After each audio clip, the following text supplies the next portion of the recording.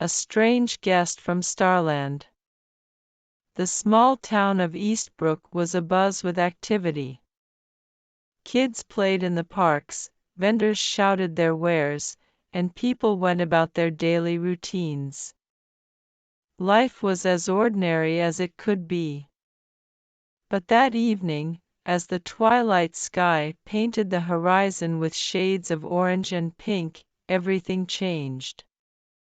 Oliver, a 15-year-old boy with a wild imagination and an insatiable curiosity, was lying on the grassy hill near his house, watching the stars. He loved gazing up at the sky, pondering the mysteries of the universe. As he traced the constellations with his fingers, he noticed a bright shooting star. However, instead of fading away, this star seemed to grow bigger and brighter. Suddenly, with a loud crash, the star landed just a few meters away from Oliver. Cautiously, he approached the smoking crater and was startled to see a small, shimmering being, looking dazed and confused. "Who? Where am I?" the being asked, its voice musical and full of wonder. Oliver, gathering his courage, replied, "You're in Eastbrook." "But who are you?" "I'm Lisa, from Starland. I was traveling through the galaxies when I got caught in a space storm and ended up here," the star being explained. Starland? Oliver had read about many fantastical places in his books, but Starland was new to him. He offered Lisa his hand and helped her out of the crater. Over the next few days, Oliver and Lisa became fast friends. He introduced her to Earth's pleasures, the taste of ice cream, the joy of riding a bicycle, and the warmth of a hug. In return, Lisa shared tales of Starland, a realm of endless night where beings shone brightly, and music was the universal language. News of the strange guest spread through Eastbrook like wildfire. People were initially wary, but Lisa's gentle nature and fascinating stories quickly won them over. However, as days turned into weeks, Lisa grew weaker. Oliver realized that she needed the cosmic energy from her home to survive. Determined to help his new friend, he sought out Mrs. Maple, the town's wise old astronomer. Mrs. Maple listened intently to Oliver's story. She murmured, "Starland, you say? I might have just the thing." She handed Oliver an ancient-looking telescope. "This is no ordinary telescope. It has the power to create portals to other realms. But remember, it can be used only once." With hope in his heart, Oliver pointed the telescope towards the night sky, trying to find Starland. As he adjusted the lens, a portal opened, revealing a starry realm beyond. Lisa, although weak, smiled brilliantly. "Thank you, Oliver," she whispered. With a final hug, she stepped into the portal, which closed behind her, leaving the night sky as it was. Oliver, with tears in his eyes, gazed up at the stars, knowing that somewhere out there, in the vast expanse of the universe, his friend was shining brightly.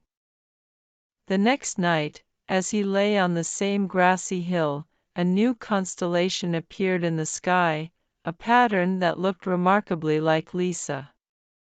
And though they were worlds apart, the bond between a boy from Earth and a being from Starland remained unbroken, a testament to the power of friendship that transcends time and space. Midnight at the Candy Mansion. Amelia and Jasper had heard tales about the grand mansion at the end of their street, tales that it was made entirely of candy. From its frosted window panes to the gingerbread walls and the licorice gate, everything was said to be edible. However, no one ever ventured close because of the eerie stories associated with it. One evening, as the clock struck midnight, Amelia and Jasper's curiosity got the better of them. Armed with a flashlight and an insatiable sense of adventure, they decided to explore the mansion. They approached the gates and sure enough, the bars were made of licorice, just as the stories described. Pushing the gate open, they made their way to the entrance. The path was paved with chocolate and lined with gummy bushes, and as they neared the door, they noticed it was made of layered wafer. Amelia reached out and cautiously knocked. To their surprise, the door swung open to reveal a grand hall, with candy cane pillars and a ceiling that dripped with liquid caramel. But what caught their attention was a table laden with every kind of candy. Suddenly, a soft voice echoed, "Welcome to the Candy Mansion." They turned around to see a tall, slender woman with flowing hair that looked like strands of cotton candy. "I am Celestia," she introduced herself, "the guardian of this mansion." Amelia and Jasper exchanged puzzled glances. "Why have you created a mansion out of candy?" Jasper finally asked. Celestia smiled, her teeth shining like pearls. "This mansion is a sanctuary for all the candies that children around the world don't want. They find their way here, where they can exist without fear of being consumed." Amelia thought about the candies she had discarded over the years, ones she didn't like. "So, this mansion is like a haven for unwanted candies?" Celestia nodded. "Exactly. And at midnight, every candy comes alive, celebrating their existence."